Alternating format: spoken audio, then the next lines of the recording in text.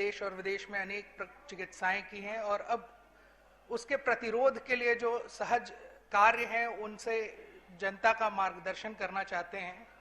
गुरुदेव का कहना है कि भारत इस समय कैंसर के बम पर बैठा हुआ है जो कभी भी फट सकता है और इसलिए प्रतिरोध ही जो है चिकित्सा का सबसे सहज उपाय है कि आप उस पर कैसे अंकुश लगा सकते हैं, कैसे उस पर नियंत्रण पा सकते हैं। इसी बीच मैं आमंत्रित करूंगा डॉक्टर अंशुमान कुमार को कि वो आए और मातृशक्ति का मार्गदर्शन करें। डॉक्टर कुमार।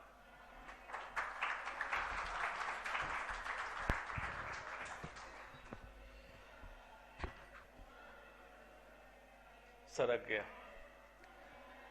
नमस्कार। थोड़ी तकनीकी खामी की वजह से इसको प्रोजेक्ट नहीं किया जा सकता है, अदरवाइज ये शायद व्याख्यान कुछ ज़्यादा ही रोचक हो सकता था। कुछ तस्वीरें ऐसी थी। मैं कोशिश करूंगा कि जो इस पे डिस्प्ले में था उसको मैं वाक्यों में आप तक पहुंचाऊं। और आज का विषय रखा गया था भारतीय स्वास्थ्य संस्कृति एवं आधुनिक चिकित्सा पद्धतियां। जो सब लोग आप जान रहे हैं वो आधुनिक चिकित्सा पद्धति है। जो आप इलाज के लिए दवाइयां जाके ओवर द काउंटर लेते हैं, सबसे बड़ा पॉइजन हमारे समाज का वही over the counter drug. Sir ने जो बताया, बीमार होते ही जाके बुखार की गोली लेते हैं, एसिडिटी की गोली लेते हैं। ये विष है, समाज का जहर है। आज माताओं को रखा गया बड़ा सोच समझ के इस टॉपिक पे। उसकी वजह यह है कि female by birth is a doctor. मैं बताऊंगा डॉक्टर का एक्चुअल मतलब क्या होता है, ऐसा मैं क्यों कह रहा हूं। आज मैं इतने डॉक्टर बना के जाना चाहता हूं। कौन सा डॉक्टर जो डॉक्टर से बचा सके, ऐसे डॉक्टर को बनाना चाहता हूं। इस व्यावसायिक डॉक्टर का जो पेशा बना, ये डॉक्टर का काम नहीं था। आपको समझ में आएगा ऐसा मैं क्यों बोल रहा हूं। डॉक्टर का ये काम सच में नहीं था जो भी हो रहा है। और दिनकर जी की बात कही थी, उनकी 4 लाइनें बीच में बता देता हूं। ये इसलिए संभव है, आपको लग रहा होगा 12th के बाद मैं मेडिकल में गई नहीं तो मैं डॉक्टर कैसे बन जाऊंगी। आप में छुपा जो डॉक्टर है मैं उसको सिर्फ जगा के चला जाऊंगा, आप डॉक्टर बन जाएंगे। दिनकर साहब ने कहा था, गुण बड़े एक से एक प्रखर हैं छुपे मानवों के भीतर, मेहंदी की जैसे लाली हो वर्तिका बीच उजियाली हो। यही उजियाली में जला के जाऊंगा और देखिए आप कैसे डॉक्टर बन के निकलेंगे यहां से। कुछ समय पहले भी, और आमतौर पे चलता ही रहता है, हमारे आनंद जी ये लोग आयुर्वेद के वैद्य हैं, मैं आधुनिक चिकित्सा पद्धति का हूं, तो लड़ाई चलती रहती है जिसमें कि आयुर्वेद वर्सेस मॉडर्न मेडिसिन की लड़ाई। ये क्रिएटेड लड़ाई है, व्यवसाय की लड़ाई है, ये एक बाजार है, उसकी लड़ाई है। ये लड़ाई डॉक्टरों की नहीं है। आयुर्वेद वेदों में डिस्क्राइब्ड है। सुश्रुत का एग्जिस्टेंस एग्जैक्ट किसी को नहीं पता है, 600 BC में है। राइनोप्लास्टी तब करते थे, कॉस्मेटिक सर्जरी और डेंटल सर्जरी उन्होंने की हुई है, डॉक्यूमेंटेड हमारे मॉडर्न मेडिसिन की किताब में। चरक का existence 4th century BC before common era ये है। उन्होंने तब बताया था, सर सेक्स डिटर्मिनेशन पुरुष के शुक्राणु की वजह से होता है, मतलब लड़का पैदा होगा या लड़की पैदा होगी, इसमें महिला का कोई रोल नहीं है। जो हमने तय किया जब अल्ट्रासाउंड और कैरियोटाइपिंग हमने डिस्कवर किया तब पता चला। ये चरक ने तब लिख दिया है। हिपोक्रेट जो फादर ऑफ मॉडर्न मेडिसिन, इनका एग्जिस्टेंस आया 460 BC में। उसके बाद से मॉडर्न मेडिसिन ऑर्गेनाइज हुआ। रिसेंटली सर प्रिंसिपलिज्म बायोएथिक्स में आया कि हम लोग कैसे काम करें एथिक्स पे, ये 1970 में आया। आयुर्वेद में डिस्क्राइब्ड है सदवृत्त, चतुष्पद, योग, वैद्य वृत्ति, आचार रसायन, इन सब का डिस्क्रिप्शन ऑलरेडी है। इसलिए जो लड़ाई हो रही है उस लड़ाई में कहीं कोई रोल नहीं है। मेरा ये मानना है, सर ने जैसा कहा, अगर हम बनारस में हैं तो बनारस की लैंग्वेज में बात करें, लोक भाषा में बात करें, और दिल्ली में हैं तो अंग्रेज के लोग अगर हों तो उनसे अंग्रेजी में बात करनी पड़े, और विदेश जाएं तो विदेशी में बात करें। यही है। हम किसी पद्धति से अगर किसी को स्वस्थ रखने के लिए काबिल हैं या इलाज कर देते हैं तो हम हिंदुस्तान के, भारत के सारे डॉक्टर सनातन पद्धति से चल रहे आयुर्वेद के चिकित्सक ही माने जाएंगे, क्योंकि अपने वंश को नहीं छोड़ना चाहिए। हमारे पूर्वज सुश्रुत, धन्वंतरी और चरक ही रहेंगे। हम कभी भी हिपोक्रेट के वंशज नहीं कहलाएंगे और हमें यही मानना चाहिए। तो ये लड़ाई का कोई ये नहीं है। इलाज अब किस पद्धति से करते हैं ये आप उस स्थिति में डिसाइड कर लें, आप सब एक हो जाए, तभी भारत का स्वास्थ्य सुनियोजित और संगठित हो जाएगा, लड़ाई बंद हो गई, तभी एक तरीका है। स्वास्थ्य की बात होती है, मैक्सिमम लोग यही समझते हैं कि बीमार नहीं होना स्वास्थ्य, जबकि ऐसा नहीं है। मॉडर्न मेडिसिन ने डेफिनेशन चेंज किया है, not bare absence of disease, physical, mental and. Ayurveda कहता था सम दोष सम अग्निश सम धातु मलह क्रिया प्रसन्न आत्मेन्द्रिय मन स्वस्थिति अभिधीयते, ये बहुत पहले कहा गया था। मतलब इन सारी चीजों का सम अवस्था में हो जाना। कोरोना टाइम में आप सुन रहे थे इम्यूनिटी बढ़ाने की बात, वो भी गलत थी, साइटोकाइन स्टॉर्म सिंड्रोम होता था। सम अवस्था में रखना ही स्वास्थ्य की परिभाषा थी। और ये आज बिगड़ा क्यों? हम मूव कर गए द कॉन्सेप्ट ऑफ वी, जिसको हमारे बिहार में मैं को भी हम कहते हैं, तो हम के कॉन्सेप्ट से आई, मैं के कॉन्सेप्ट में मूव कर रहे थे। पहले collective societal decision and community living थी, मतलब हम साथ में रहते थे, हम साथ में डिसाइड करते थे कम्युनिटी में हमारे कम्युनिटी के लिए क्या उचित है। वो स्वास्थ्य भी था, अर्थव्यवस्था भी थी, न्याय भी था, शक्ति का परीक्षण भी था, सारी चीजें हम कलेक्टिवली करते थे। आज न्यूक्लियर फैमिली में गए, तो जब वी से सर आई की जर्नी हुई, वी स्टैंड फॉर वेलनेस, आप खुश रहेंगे, आई स्टैंड फॉर इलनेस, बीमारी आ गई, बस इतना ही अंतर हुआ, हमने अपने किया है। और हमारी मिनिस्ट्री भी है, ministry of health and family welfare, स्वास्थ्य एवं परिवार कल्याण मंत्रालय, लेकिन क्या बना रही है? कैंसर कंट्रोल प्रोग्राम, कैसे इलाज करें, कितने नए अस्पताल बनाए, वो हॉस्पिटल बिल्डिंग में लगी है, हेल्थ बिल्डिंग में नहीं लगी है, उसको स्वास्थ्य से कोई लेने देना है। तो उसका मिनिस्ट्री का नाम बदल के ministry of sickness and disease कर देना चाहिए, हेल्थ एंड फैमिली वेलफेयर हटा देना चाहिए। जो हॉस्पिटल्स हैं, टीबी के अस्पताल हैं, कैंसर के अस्पताल हैं, किडनी के अस्पताल हैं, तो उनको हेल्थ केयर क्यों कहा जा रहा है? उनको सिक केयर कर देना चाहिए, क्योंकि वहां कोई भी ऐसी व्यवस्था नहीं है जो स्वस्थ व्यक्ति कैसे स्वस्थ रहे इस पे बात हो रही हो। और हेल्थ इंश्योरेंस आप लेते होंगे अलग अलग कंपनी के, वो तब काम आता है जब आप बीमार होकर अस्पताल में भर्ती होते हैं तो आपके पैसे नहीं लगते हैं, तो उसको फिर हेल्थ इंश्योरेंस क्यों कहा गया? उसको सिक इंश्योरेंस कहना चाहिए, हेल्थ इंश्योरेंस उसका नाम बदल देना चाहिए। ये मेरा रिकमेंडेशन गवर्नमेंट को है सर, और ये जरूरी है ताकि आप जागरूक हो कि आप हेल्थ इंश्योरेंस नहीं ले रहे हैं, जब स्वस्थ हैं तब आपके काम ये नहीं आ रहा है। जीवन शैली संबंधित ये 4 बीमारियां हमारे समाज में फैल चुकी है, और आप चाहें तो इसको रिवर्ट कर सकते हैं, जिसमें हाइपरटेंशन, जिसको blood pressure, diabetes, heart disease, cancer, ये मेन है। और हाइपरटेंशन, डायबिटीज से रिलेटेड किडनी की डिजीज, ये भी काफी कॉमन हो चुकी है। अभी किडनी ट्रांसप्लांट सर ने जो बताया, गुर्दा बदलने की समस्या इतनी कॉमन हो चुकी है कि सब लोग एक गांव-गांव में जानते हैं किडनी बदल दी जा रही है। तो इसको हम क्या रोक सकते हैं? आज सारी बातचीत इसी पे होगी। और कैंसर को खास करके कहा गया है एम्पेरर ऑफ ऑल द मैलिडीज, सारी बीमारियों का महासम्राट है। तो कोई ऐसा नहीं चाहेगा कि आपका दुश्मन राजा बन के आपके बीच आ जाए। कैंसर की परिभाषा बताने के लिए आपको सिंपली समझा दूं, कई लोग पूछते हैं है क्या cancer? Abnormal purposeless growth of cell with potential to migrate, यही कैंसर है। मतलब क्या है? शरीर के अंदर की कोशिकाएं असामान्य हो जाए, उद्देश्य विहीन हो जाए, भागने लगे एक अंग से दूसरे अंग, इसी को कैंसर कहते हैं। आम भाषा में इतने लोग बैठे हैं, लॉ एंड ऑर्डर फॉलो कर रहे हैं, हमारे शरीर के 30 ट्रिलियन सेल्स हैं जो मिलके कोशिकाएं बनाते हैं, वो मिलके और अंग बनाते हैं, अंग मिलके हमारा शरीर चलाता है। और इनमें कुछ हमारे ही खिलाफ काम करने लगे, आतंकवादी बन जाएं और हमारे अपने लोगों को मारने लगे, एक स्टेट से दूसरे स्टेट भागने लगे, ये कैंसर है। इसका कारण कहीं बाहर से आ सकता है, लेकिन कोशिका अंदर की होगी, बस इतना ही समझना है। उनको ठीक करना है। और जो ये जानते होंगे कि कितने लोग जानते हैं कैंसर जीन से होता है? हाँ, सिर्फ 5 से 10% कैंसर जीन से होता है, 5 से 10%। तो सोचिए 90% कैंसर आपके वातावरण में है। वो 90% में आपका खाना जो आप खाते हैं, खाना सब आप ही कंट्रोल में है, 30 से 35% आपका खाना कैंसर का कारक है, 30% से 35%। तंबाकू, ओबियसली घर में कुछ लोग होंगे आसपास जो खाते होंगे, ओबेसिटी मतलब मोटापा बहुत बड़ा कारण है कैंसर का। अल्कोहल और कुछ इन्फेक्शन, उस पर चर्चा हम करेंगे। इसको मॉडर्न एपिडेमिक का दर्जा दे देना चाहिए, क्योंकि मैं कब से कह रहा हूं कि Bharat global capital of cancer बन जाएगा, बन चुका है, डिक्लेयर होने में हो सकता है 2025 तक डिक्लेयर कर देंगे इसको, लेकिन स्थिति हो चुकी है अनकंट्रोल्ड।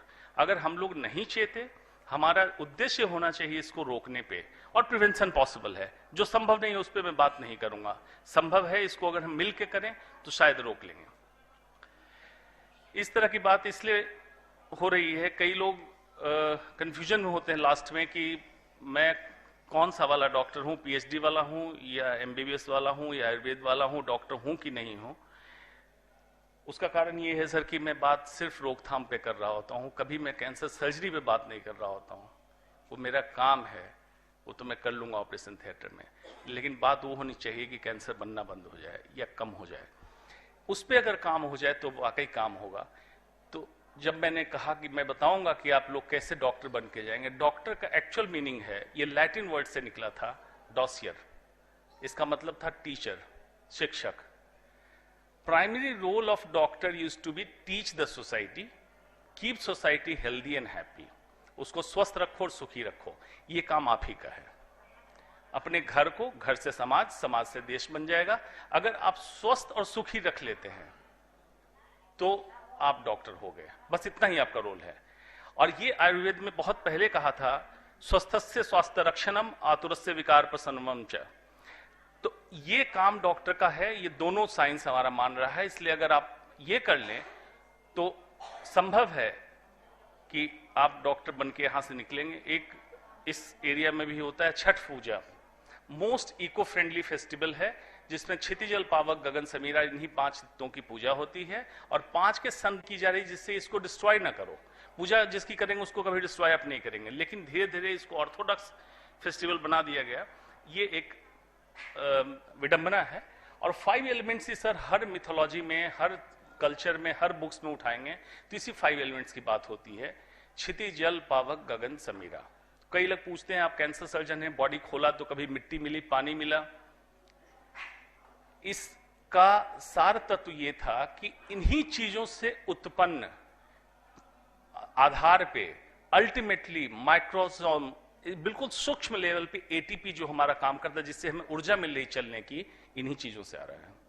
और इन्हीं की गड़बड़ी से जब शरीर के अंदर कुछ पहुंचेगा तो बीमार कर देता है। तो चलाने का आधार है ये 5, इन्हीं की गड़बड़ी से हम बीमार होते हैं।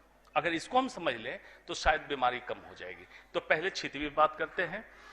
इसी धरती से निकलने वाली चीज हम डायरेक्ट या इनडायरेक्ट, प्रत्यक्ष या परोक्ष रूप से हम खाने के रूप में लेते हैं। तो पहले हम खाने पे बात कर लेते हैं, जिसका 35% कारण है, जिसमें कैंसर, मोटापा, हाइपरटेंशन, डायबिटीज और किडनी फेलियर, ये 4-5 बीमारियां आपकी कवर हो जाएंगी। तो भोजन कितना महत्वपूर्ण है, हमारे शास्त्रों में कहा गया, अन्नपूर्णे सदा पूर्णे शंकर प्राण बल्लभे ज्ञान वैराग्यम सिद्धर्दम भिक्षाम देहि च पार्वती। पहले खाने में सर, आज तो भिक्षा में भी लोग पैसे मांग लेते हैं, पैसे का क्या करते हैं।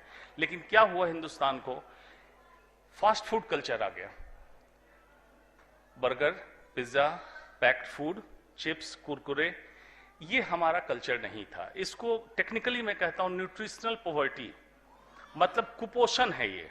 अगर एसिडिक फूड खाते हैं तो इस फूड, प्रोसेस्ड फूड जो आपके सर वो स्टोर्ड आता है, frozen food and processed food, जिसमें नमक की मात्रा अधिक होती है, उसकी प्रोसेसिंग ऐसी की जाती है कि फर्मेंट हो, लंबे समय तक चल सके, जिसमें गरम कुत्ता, हॉट डॉग, सॉरी गरम कुत्ता हिंदी में हो जाता है, जानबूझ के मैं उसको गरम कुत्ता ही बोलता हूं कि हॉट डॉग की हिंदी वही है। और पीने के लिए काला कुत्ता लोग पीते हैं सर शाम को, ब्लैक डॉग। ये दोनों उतना ही नुकसान है, गरम कुत्ता और काला कुत्ता, क्योंकि एसिडिटी, हार्टबर्न, हार्ट डिजीज और कैंसर कराता है। ये हमारा मॉडर्न मेडिसिन कह रहा है। भगवत गीता 17वें अध्याय 9वें श्लोक में कहा गया था, कटु अम्ल लवण अतिउक्ष्ण तीक्ष्ण रुक्ष्ण विदाहिनी आहार रास इष्टा दुख शोकमया प्रदा। मतलब ये सारी चीजें बहुत कड़वी, बहुत अम्ल, बहुत लवण, सॉल्टी खाना खाने से दुख और शोक की प्राप्ति होगी। मॉडर्न मेडिसिन अभी रिसर्च करके निकाला, इसलिए हर समय कहते हैं हम रिसर्च, मतलब हम दोबारा ढूंढते हैं। ये बातें कहीं लिखी हुई है, हमें सिर्फ अपनी संस्कृति से उठा के उसको निकालना है, समझना है और थोड़ा स्थिर हो जाना है। इतना फास्ट लाइफ को मत कर दीजिए कि खाना भी आपका फास्ट होने लगे। चाणक्य ने कहा था, भोज्यम भोजन शक्ति च रति शक्ति वीरांगना विभुवो दान शक्ति स नाल तस्य तपसा फलम। किसी को सही भोजन मिल जाए, उस भोजन को पचाने की शक्ति मिल जाए, स्त्री को खुश रखने की शक्ति मिल जाए, दान देने की शक्ति हो जाए, ये किसी छोटी तपस्या का फल नहीं है। अब देख लीजिए घर जाके कि ये 4 चीजें कितने लोगों में आज मौजूद है, ये विलुप्त हो रही हैं चीजें। भारत में व्यंजन की विविधताएं देखेंगे, काशी की विविधता अलग होगी, बॉर्डर क्रॉस कर जाएंगे बिहार में भोजपुर की विविधता अलग होगी, मगध की विविधता अलग होगी। हर जगह खाने की कुछ न कुछ उस जगह की लोकेलिटी की खास बात थी। तो फिर हम गए क्यों फास्ट फूड पे? अगर भारत के मानचित्र को देखेंगे तो हर राज्य की कई विविधताएं हैं और उसमें कोई भी खराब चीज नहीं है जिससे आप बीमार होंगे। अगर एक राज्य से मन भर जाता दूसरे राज्य का खाना आप खा लें, आपको बीमारी नहीं होगी। बेवजह वेस्टर्न फूड के चक्कर में जब हम गए तभी बीमारी के चक्कर में हो गए। बार बार मैं ये ऐसा क्यों कह रहा हूं कि हमारे कल्चर में था, फ्रूट्स होता था खाने में, हरी सब्जियां होती थी, ये जाने अनजाने में आपको हाई फाइबर, एंटीऑक्सीडेंट, मल्टीविटामिन्स ये पहुंचा देता था। मैं उन हरी सब्जियों की बात नहीं कर रहा हूं जो दिल्ली में मैंने कई प्रोग्राम, टेलीविजन प्रोग्राम में मैंने कहा यमुना किनारे जो सब्जियां उग रही हैं उसमें जहरीले तत्व हैं, वो सब्जियां खाने योग्य नहीं है। मैं उनकी बात नहीं कर रहा हूं, शुद्ध सब्जियों की बात कर रहा हूं जो ऑर्गेनिक तरीके से उगाई जा रही हैं। शुद्ध भारतीय भोजन की बात मैं बार बार इसलिए कह रहा हूं कि ज्यादा फाइबर एंटी कैंसर, हरी सब्जी एवं फल एंटी कैंसर, ये प्रूवन मैं बता रहा हूं। हल्दी, इस पे इंटरनेशनल पेपर मेरा पब्लिश हुआ, P53 हाइपरमिथाइलेशन को सर रिवर्सल कर दिया। ट्यूमर बना हुआ था उसको रिवर्स कर रहा है। हल्दी एंटी कैंसर, अजवाइन, लौंग, अदरक, लहसुन औषधि है, इसका खाने में हमारे घर में हर दिन प्रयोग होता था, अभी होना बंद हो गया। किसी फास्ट फूड में आप देखिए हल्दी, अजवाइन, लौंग, अदरक, लहसुन का इस्तेमाल नहीं होगा। ये जानबूझ के कराया जाता है ताकि एक नेक्सस क्रिएट हो, आप बीमार हो फिर अस्पताल के चक्कर लगाएं, अस्पताल की इनकम बढ़े फिर अस्पताल बढ़े, मतलब build the hospital not build the health. इस फिलॉसफी हम जा रहे हैं, उसको हमें कम करना है। एक कल्चर आ गया है KFC कल्चर, किसी चेन की बात नहीं है लेकिन हर चेन ऐसे ही है। उससे मैं कहता हूं सिंपली उसको इग्नोर कीजिए एंड KFS कल्चर लाइए, keep the food simple, KFS।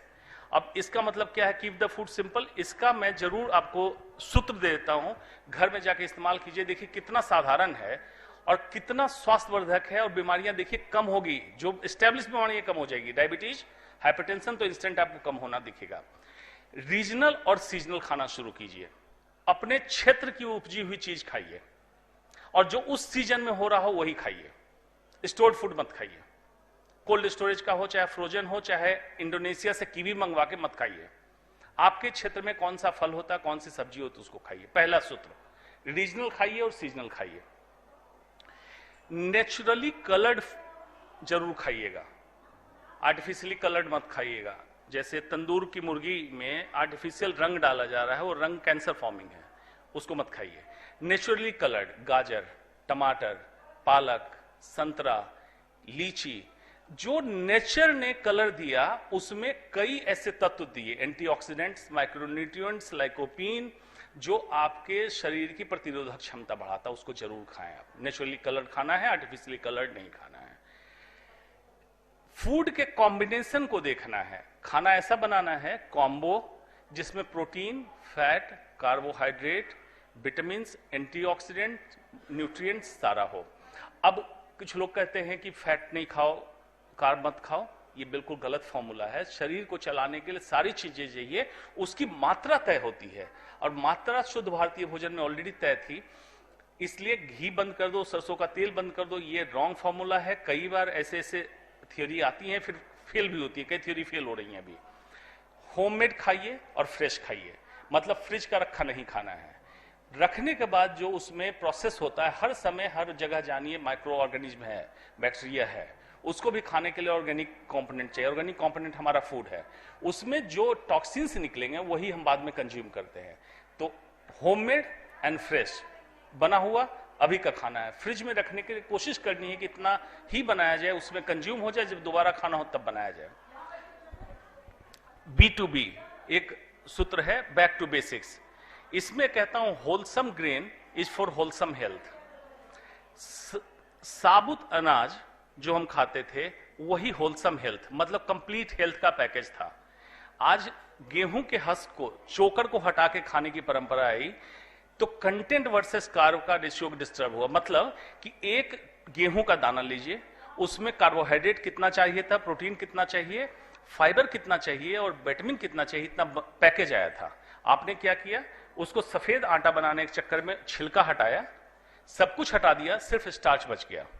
अब ये स्टार्च जाएगा तो डायबिटीज करेगा, आपको ओबेसिटी करेगा। तो होलसम खाना चालू कर लीजिए।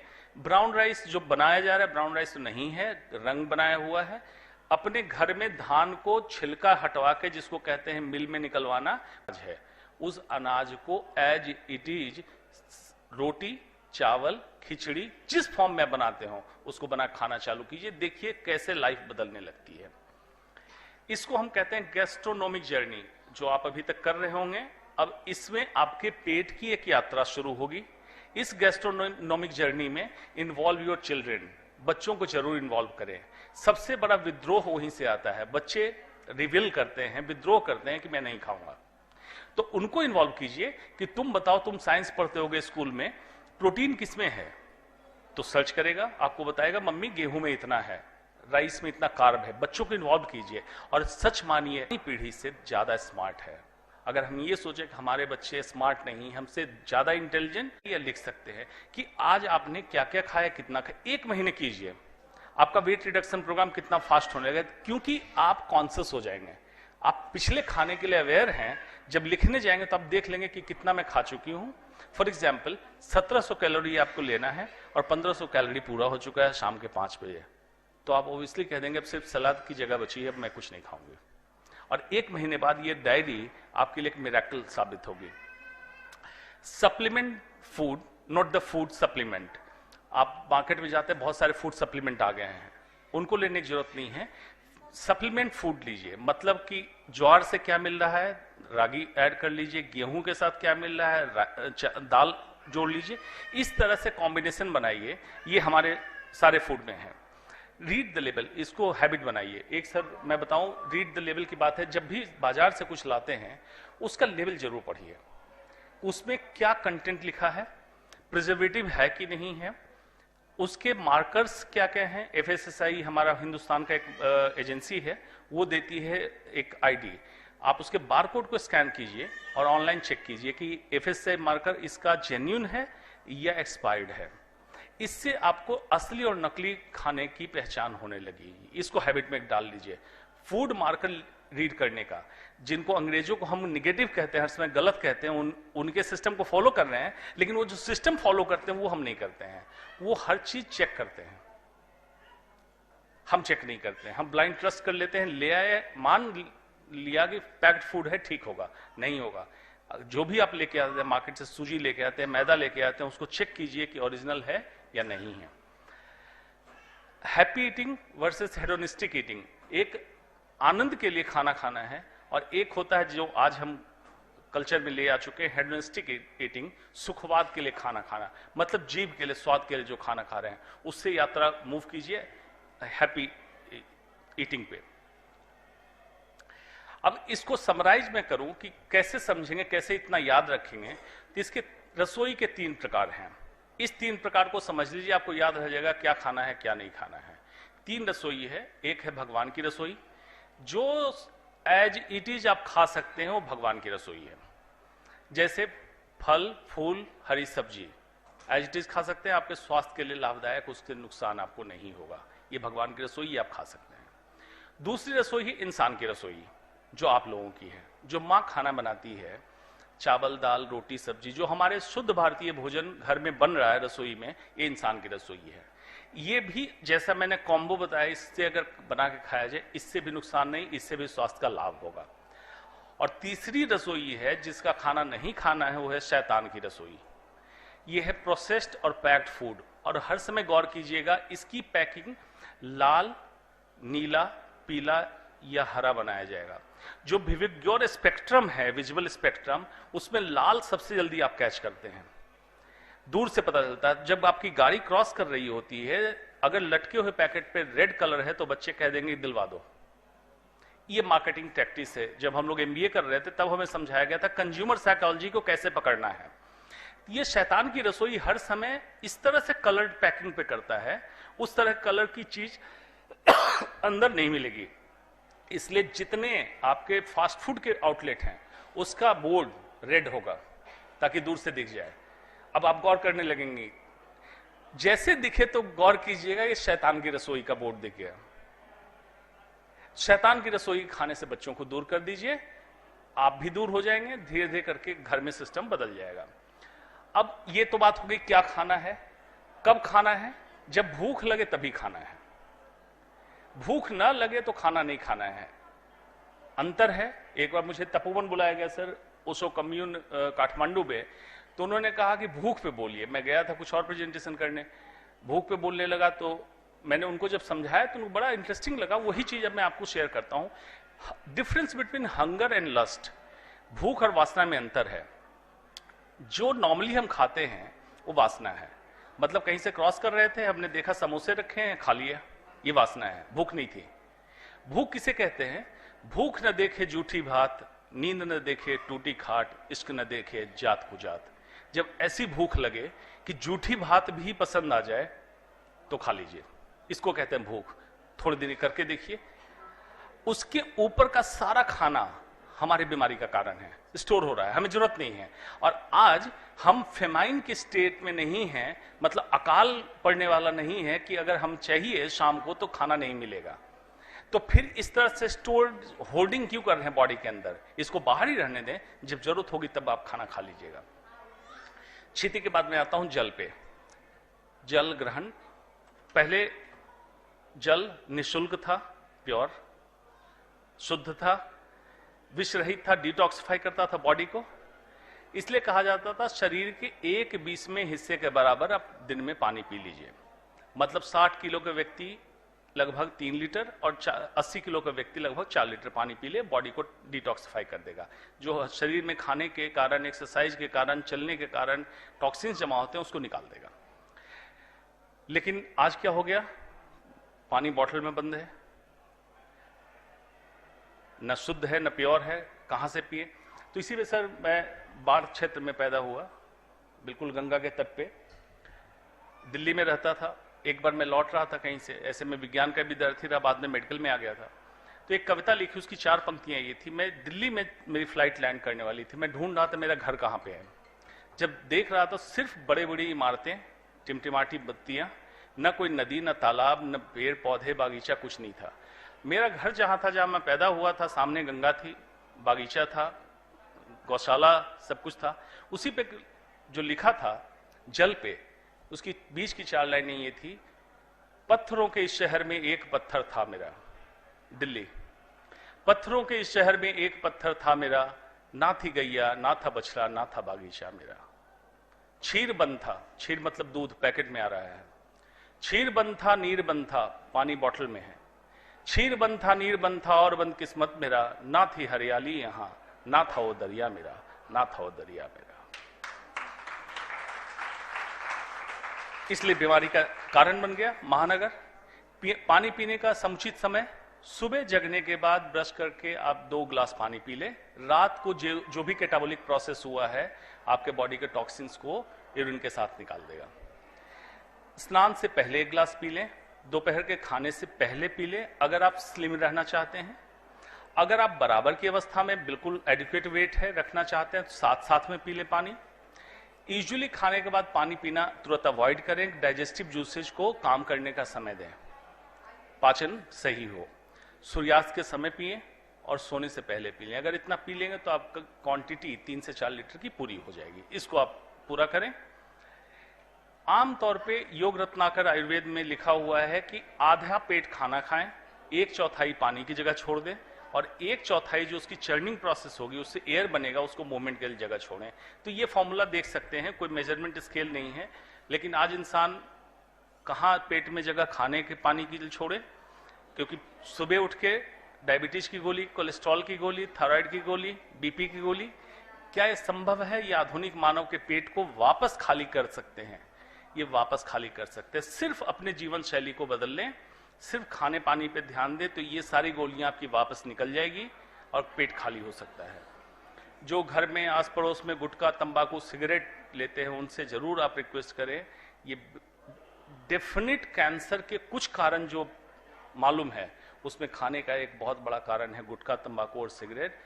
तंबाकू हर फॉर्म में, जिसमें नाम कितने का लिया जा सकता है, और उसके बाद पीने के फॉर्म में अल्कोहल, जो कैंसर का एक बहुत बड़ा कारण है। उसमें समराइज करके क्षिति जल को खाना पीना, शुद्ध भारतीय भोजन, हरी साग सब्जियां, एडिक्वेट अमाउंट ऑफ पानी, छाछ, ये सब आपके खाने का हिस्सा हो जाना चाहिए। ना फास्ट फूड, पिज्जा, बर्गर, गुटखा, तंबाकू, ना सिगरेट, शराब, इन सबको हटा देना है अपनी लाइफ से। ये क्षिति जल का हो गया। इसके बाद मैं आता हूं मोटापा पे। मोटापा एक ऐसी बीमारी हो चुकी है कि इंसान पैदा होता है स्ट्रेट, धीरे धीरे उसका मध्य प्रदेश बड़ा हो जाता है, उत्तर प्रदेश खाली हो जाता है, और दक्षिण प्रदेश लड़खड़ाने लगता है तो डॉक्टर घुटने बदल देते हैं। ऐसा क्यों हुआ? इसका कैसे फॉर्मूला है, किसको हम मोटे कहेंगे?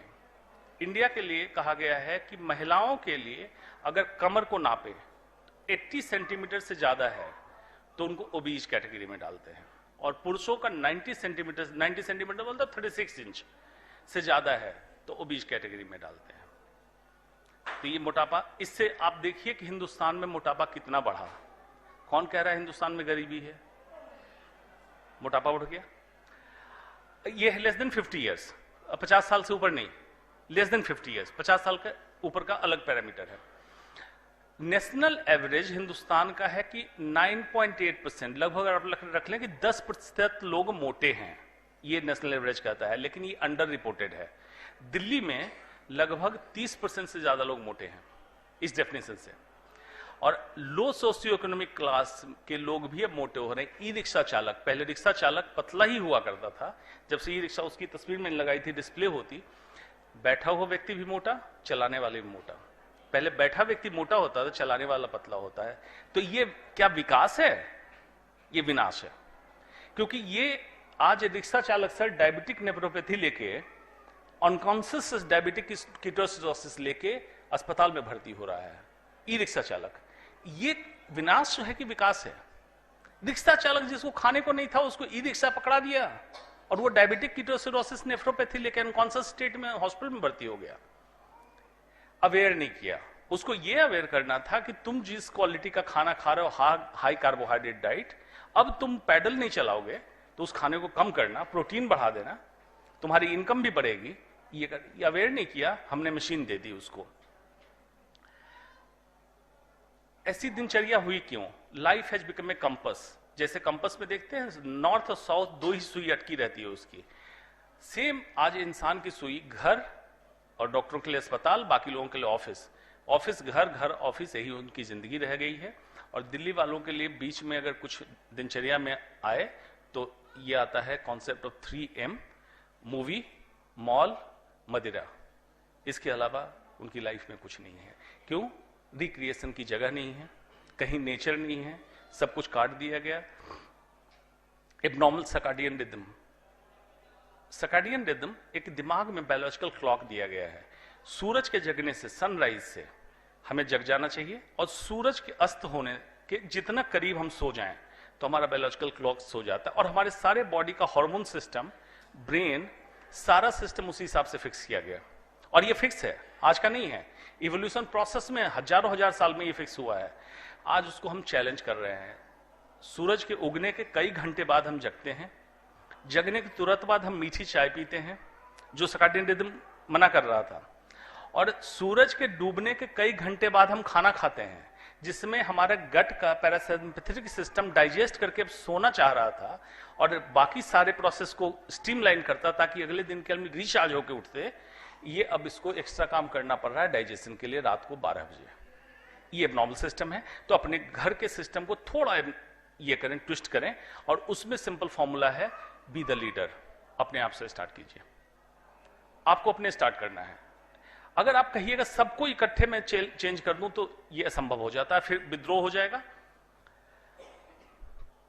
रेगुलर एक्सरसाइज, कई लोगों को मैं कहता हूं जब रेगुलर एक्सरसाइज करने के लिए नियमित व्यायाम, तो सिंपल उसका यही आता है कि सर संभव नहीं होता है, शुरू करते हैं फिर रुक जाता है। उनके लिए मैं कहता हूं good habits are as addictive as bad habits and lot more rewarding.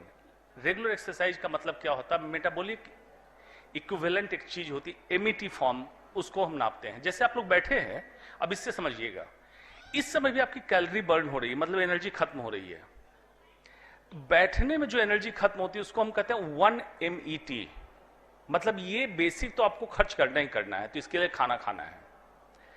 Moderate exercise उसको कहते हैं जब आप इससे 3 to 6 टाइम्स ज्यादा कोई भी एक्टिविटी करें, उसको हम कहते हैं मॉडरेट एक्सरसाइज। जैसे कोई कहेगा मॉडरेट एक्सरसाइज कीजिए, डायबिटीज वाले को कह दिया जाता है।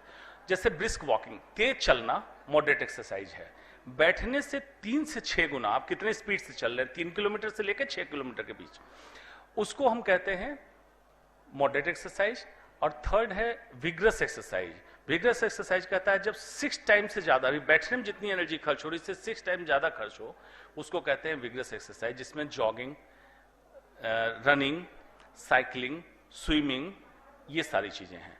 अब ये विग्रस एक्सरसाइज, तो रिकमेंडेशन क्या है कि पूरे हफ्ते में 5 दिन 150 मिनट्स, 150 मतलब 30 मिनट्स पर डे हो गया, ऑफ मॉडरेट एक्सरसाइज जैसे ब्रिस्क वॉक, या 75 मिनट विग्रस एक्सरसाइज, मतलब 15 मिनट 5 दिन विग्रस एक्सरसाइज करें, और 2 दिन रेजिस्टेंस ट्रेनिंग, जिसको हम कहते हैं फोर्स के अगेंस्ट कोई काम करना। अब मैं बताऊंगा क्या कर सकते हैं आप फोर्स के अगेंस्ट। 2 दिन ये करें।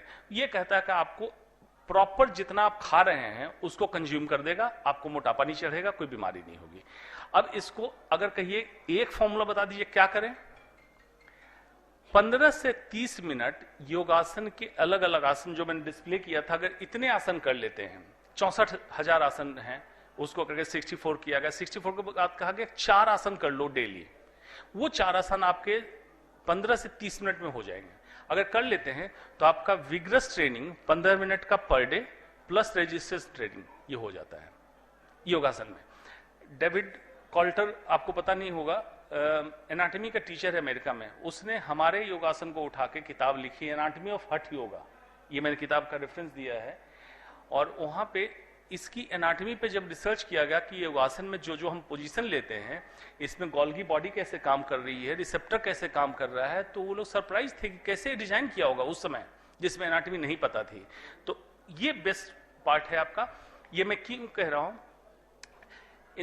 इंसान को एक एंट्री पोर्टल दिया गया, मुंह से हम कोई खाना या कैलोरी अंदर उतारते हैं, लेकिन उससे कैटाबॉलिक प्रोसेस से निकलने के लिए 4 एग्जिट पोर्टल, मल, मूत्र, पसीना और श्वास दिया गया। आज इंसान मल मूत्र तो किसी तरह निकाल देता है, वो भी मूत्र से कम ही हो रहा है, तभी तो किडनी डिजीज बढ़ा। लेकिन पसीना कितने को आता है, और प्राणायाम जैसे श्वास कितने को तेज चलती है। अगर 4 एग्जिट पोर्टल था निकलने का, तो 2 बंद पड़ा है, उसको 2 को खोलना है। गुड हाइजीन, सफाई रखना है। ब्रेस्ट फीडिंग, जो यंगस्टर्स महिलाएं मिले उनको प्रमोट कीजिए ब्रेस्ट फीडिंग के लिए। ब्रेस्ट, ओवरी और एंडोमेट्रियल कैंसर का चांस कम होता है जो महिलाएं ब्रेस्ट फीडिंग कराती हैं। जिन्होंने नहीं कराया है उसमें चांस ज्यादा है, तो उसको प्रमोट कीजिए। ये हमारे संस्कृति का हिस्सा था। एयर पोल्यूशन की एक अच्छी तस्वीर दी थी कल। दिल्ली का एयर पोल्यूशन बहुत हाई हो गया, एक बहुत बड़ा कारण है लोगों को बीमार होने का। मोबाइल एक अलग बीमारी हो चुकी है। आज इंसान चलित होता था, फोन स्थगित होता था, लैंडलाइन, आज फोन चलित हो गया, इंसान स्थगित हो गया। इसके कारण हम जहां भी बैठे हैं एक काल्पनिक दुनिया में जी रहे हैं, और कई रिश्ते भी हुए इससे खराब। तो मोबाइल का जितना हो सके कम से कम इस्तेमाल करें, और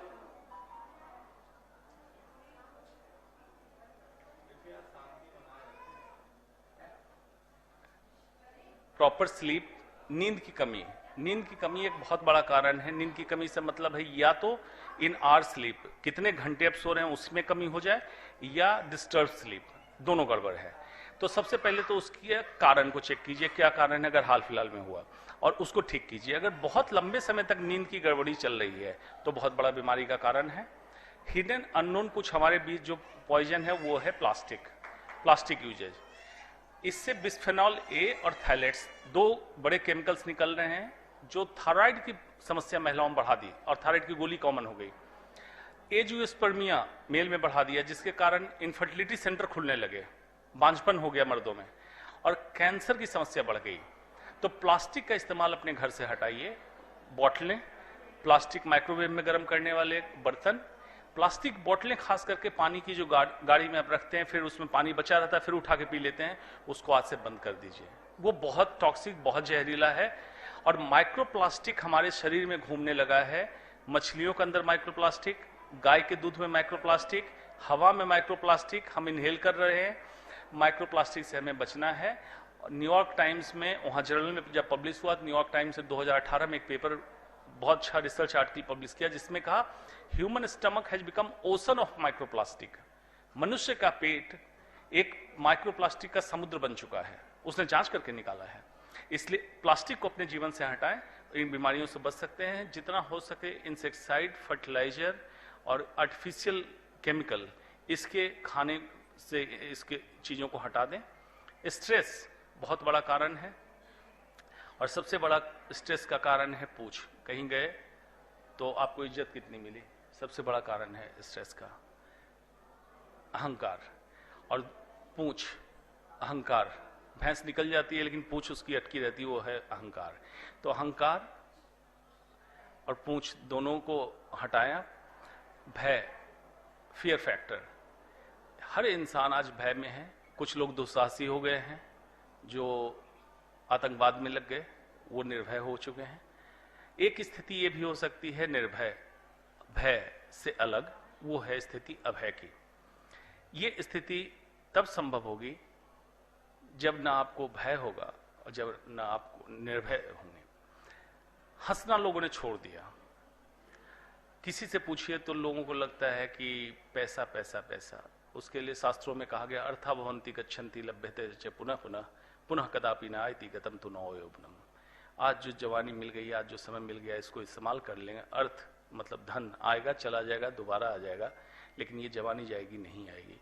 ओशो ने कहा था, हंसना एक महाऔषधि है, लाफ्टर इज मेडिसिन। हंसने के शारीरिक फायदे, जब आप हंसते हैं तो हेड नेक मसल जो है, इसकी एक्सरसाइज होती है, और झुर्रियां चेहरे पे देर से आएंगी। तो महिलाओं के लिए तो बहुत ही इंपॉर्टेंट है। मानसिक फायदे, न्यूरोसाइंस में जर्नल में पब्लिश हुआ कि हंसने से एंडोर्फिन, डोपामिन, ऑक्सीटोसिन और सेरोटोनिन 4 केमिकल ब्रेन में निकलते हैं, जिससे एंजाइटी और डिप्रेशन की समस्या कम होती है। और पारंपरिक फायदे ऐसे माना जाता है कि हंसने से सुख, समृद्ध और धन धान्य की उपलब्धि होती है। तो हंस के देखिए 7 दिन, नहीं हो तो वापस गुस्से में रहिएगा। लेकिन कुछ लोग हमारे दिल्ली में सर लाफ्टर क्लब बनाए हुए हैं, जो 10 मिनट हंसते हैं। मैंने उनसे पूछा कि ये 10 मिनट क्यों हंसते हैं, तो उन्होंने बोला कि 23 घंटे 50 मिनट नहीं हंसना है। मैंने पूछा ऐसा क्यों, तब उन्होंने बताया कि अगर ऑफिस में हंसता हूं तो लोग मेरी बात नहीं मानते, इज्जत नहीं देते हैं। घर हंसता आता हूं तो बीबी कहती है कि कोई गर्लफ्रेंड मिल गई है, हंसते आए हो। तो थोड़ा सा घर में हंसी खुशी का माहौल लाइए। एक मिड लाइफ क्राइसिस मेल में खास करके देखा गया है सर, 40 से 60 साल की एज में बड़ी चर्चा में चल रहा है। 45 to 50 सबसे कॉमन है, लेकिन उसके लिए भी कहा गया है कि you can't have a mid life crisis if your entire life is a crisis. अब मिड लाइफ क्राइसिस इसलिए संपन्नता आ गई, तो मिड लाइफ क्राइसिस मतलब सब कुछ मिल गया, व्हाट नेक्स्ट। अब वो दुखी है इंसान। घर में आप लोग फेस करते होंगे कि उसको सब कुछ है, घर में पत्नी है, बच्चा है, सब ठीक ठाक है, पैसे भी हैं, गाड़ी भी है, अब कहता है कि मजा नहीं आ रहा है। वो डिप्रेशन नहीं है, वो कभी कभी कह सकता है मैं डिप्रेशन हूं, लेकिन डिप्रेशन नहीं है, वो मिड लाइफ क्राइसिस है। पहले हमारी संस्कृति में सिस्टम था, ब्रह्मचर्य, गृहस्थ, वानप्रस्थ और सन्यास, 4 अवस्थाएं दी गई थी। उसके हिसाब से उनके क्रिया कायदे कानून बनाए गए, नियम बनाए गए, और इंसान वही करता था। आज ये 4 अवस्थाओं को मिला के हम 50 साल की एज में उनसे उम्मीद कर रहे हैं कि जैसे 17 साल में फिट थे, निमुछिया थे, वैसे ही रहो, बाल रंग के रहो। क्यों उम्मीद कर रहे हैं? 50 साल के हो गए हो, तुम्हारा वानप्रस्थ चालू हो गया है, नहीं एक्सेप्ट करोगे तो मिड लाइफ क्राइसिस में होगे। तो उनको समझाना है कि हमारी संस्कृति का हिस्सा था, इसको क्यों तुम चैलेंज कर रहे हो, क्यों तुम रंगते रहते हो पूरे टाइम। ये छोटे छोटे बदलाव से आप उनके डिप्रेशन जैसी सिचुएशन को बदल सकते हैं, मिड लाइफ क्राइसिस को अबॉर्ट कर सकते हैं। और आज ये बहुत बड़ी समस्या बन चुकी है, पता नहीं बनारस में कितना है, दिल्ली में मेजर समस्या, मेजर इशू है वर्किंग फैमिली में। लव योरसेल्फ, अपने आप से मोहब्बत करें। खासकर महिलाओं से मैं हर समय गुजारिश करता हूं कि मोहब्बत पहले अपने आप से करें, बाकी लोग आपको मोहब्बत करेंगे। आप दूसरों से उम्मीद मत करें, दूसरों से उम्मीद करते करते ना मोहब्बत उनकी मिलेगी ना खुद की मिलेगी। तो अपनी मोहब्बत अपने आप दें, बाकी लोग मोहब्बत दें। Be spontaneous in life, develop some hobby, spare time activity, socialise with your friend. Forgiveness, क्षमा दीजिए। क्षमा सौंपती उस भुजंग को जिसके पास गरल हो, उसको क्या जो दंतहीन विषहीन विनीत सरल हो। Decode your anger, anger is never a primary emotion. हर समय गुस्सा जब आता है ना, किसी कारण से आया होगा, कारण सिर्फ 4 हैं। बिट्रियल मतलब धोखा, ह्यूमिलिएशन मतलब आपको नीचा दिखाया गया, इंजरीज टू सेल्फ स्टीम और डर। डर जाएंगे तब गुस्सा आएगा, या कोई धोखा देगा तब गुस्सा आएगा, या आपको नीचा दिखाया जाएगा, या आपके सेल्फ स्टीम को चोट पहुंचा दे तब गुस्सा आएगा। तो डिकोड कर लीजिए कि गुस्सा आया किस कारण और ये कितना जरूरी है, तब रिस्पॉन्ड कीजिए। Anger is never a primary emotion, कभी भी प्राइमरली नहीं होता, किसी न किसी वजह से होगा। Develop self control before going to sleep, do introspection. Live in present, वर्तमान में जीना शुरू कीजिए। वर्तमान में अगर जीने लगेंगे, वर्तमान किसे कहते हैं? भविष्य के गर्भ से निकलकर अतीत के गर्भ में जाने की दशा को वर्तमान करते हैं। मोस्ट फ्लूइड स्टेट, जैसे आपने सोचा कि ऐसा क्यों हो गया मेरे साथ, अगर ये ठीक रहता तब तक भविष्य आएगा, वर्तमान बनेगा, फिर ये अतीत बन जाएगा, फिर आपके हाथ से निकल जाएगा। इसलिए वर्तमान में जी लीजिए, अतीत भी ठीक रहेगा, भविष्य जब आएगा तब उसको देख लीजिएगा। जापान में ओकिनावा एक स्टेट है जहां 136 साल, 100 साल से ऊपर के सबसे ज्यादा लोग जीवित हैं। वो वहां एक कॉन्सेप्ट है जीने का, इकिगाई। उसमें कई कंपोनेंट, जिसमें एक है लिविंग इन द प्रेजेंट, इचिगो इची। और हमारे कल्चर में सचेतन की अवस्था थी माइंडफुलनेस, हैप्पीनेस। कई लोग कहते हैं हैप्पीनेस है क्या, उस पर मैं चर्चा कर सकता हूं अलग से कभी। सुखवाद नहीं है, जिससे क्षणिक सुख मिलता हो वो आनंद नहीं है। हैप्पीनेस आनंद को कहते हैं, सुखवाद हेडोनिज्म को कहते हैं। जब क्षणिक हो या कारण युक्त हो तो आनंद नहीं है। इसके पीछे मत भागे, ये सांसारिक जीवन तक आपको कुछ देर के लिए देगा, लेकिन उतना ही दुख देगा अगर ये चला जाएगा, या हो सकता है ज्यादा दे। आनंद के लिए काम करें, express gratitude to others, avoid social comparison. हर समय YOU, आपका यू, उसका यू को याद रखिएगा, यूनिक। आप में कुछ न कुछ खास विशेषता है, उसको पकड़िए, उस विशेषता को पकड़िए, उस पर काम कीजिए। Develop habit of pranayama and 3 possible states of being, जिसको मैं कहता हूं एक आसक्त, अनासक्त और एक है विरक्त। कैसे इस स्टेज को पा सकते हैं? Answer is GOD, God. In the morning be Brahma of yourself. पूरे दिन को प्लान कर लें, दिन में BO, ऑपरेटर, ऑर्गेनाइजर, विष्णु आप बन जाएं। पूरे दिन में जो आपने प्लान किया उसका पालन करें। समुद्र की लहरें गिराने आए, शेषनाग फन मारे, आप छोड़ दीजिए। And in the evening be destroyer of anxiety, depression जो दिन में हुआ उसको भूल जाए, शिव का रूप ले लें। GOD, सुबह जनरेटर, दिन में ऑपरेटर, इवनिंग में डिस्ट्रॉयर। आपका दिन पूरा हो जाएगा। अब सारांश में सबका, बॉडी के लिए क्या करना है आपको? डूज के लिए शुद्ध भारतीय भोजन, स्वच्छ जल, व्यायाम, नींद, हाइजीन। क्या नहीं करना है? Fast food, tobacco, alcohol, sedentary lifestyle and stress. Mind के लिए meditation, sleep, be social, help others. Soul के लिए connect yourself to super power. मैंने गॉड देखा नहीं है, जिसने देखा हो गॉड से बातचीत कर सकते हैं, लेकिन सुपर पावर से कनेक्ट कर लीजिए। Think you are answerable to yourself at the end of life. अगर इसको करते हैं आप पूरा, तो पूरे दिन की दिनचर्या में आप अष्टांग योग को प्राप्त होंगे। यम, नियम, आसन, प्राणायाम, प्रत्याहार, धारणा, ध्यान, समाधि। इंसान की जरूरतें बस 3 हैं, मन की शांति, सुपाच्य भोजन और चैन की नींद, बाकी की मेहनत और मुशक्कत दिखावे के सामर्थ्य को इकट्ठा करने में जाया करते हैं। जरूरतें बहुत कम है, जिंदगी बहुत सीमित। और आखिरी स्लाइड में एक कविता से खत्म करता हूं।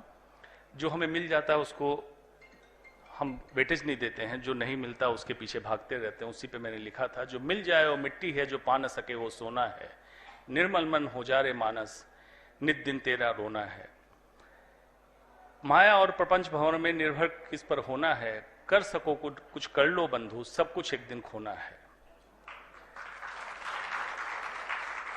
पीछे छोड़कर रिश्ते नाते पंच तत्व में जाना है। जहां से मैंने प्रेजेंटेशन शुरू किया था, क्षिति जल पावक गगन समीरा। पीछे छोड़कर रिश्ते नाते पंच तत्व में जाना है, राम नाम का बीन बजाकर बस सुहा हो जाना है। फिर भी उलझन क्लिष्ट जीवन और तेरा कटु व्यवहार, चित्त भेदती हृदय चीरती तीक्ष्ण रुक्ष्ण और नरसंहार। समाधान क्या है? सरल सादगी जीवन यापन, नित्य दिन ना हो मारम मार।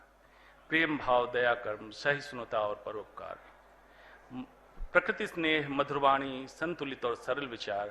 मझधार ना आएगा आड़े, हो जाएगी नैया पार, हो जाएगी नैया पार। ओम सर्वे भवन्तु सुखिनः, सर्वे सन्तु निरामया, सर्वे भद्राणि पश्यन्तु मा कश्चित् दुःख भाग् भवेत्। हार्दिक आभार सर, बहुत ही अच्छा प्रेजेंटेशन आपने दिया।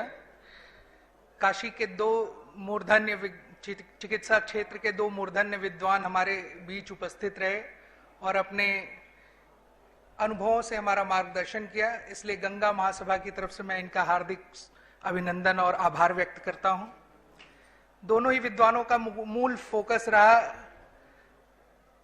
भोजन पर, और कश्यप संहिता में भी कहा गया है कि आरोग्यम भोजनाधीनम, आपका आरोग्य भोजन के अधीन है। मात्र शक्ति यहां बैठी हुई है। भोजन का सूत्र वस्तुतः आप ही के हाथ में होता है, इसलिए आरोग्य का सूत्र भी आप ही के हाथ में है। गुरुजनों की वाणी पर ध्यान देते हुए और इस आपका हार्दिक आभार व्यक्त करते हुए मैं इस सभा को विसर्जित करता हूं। धन्यवाद। यदि आप कुछ पूछना चाहें तो हमारे विद्वत जन उपस्थित हैं, आपके कुछ प्रश्न हो तो आप पूछ सकते हैं।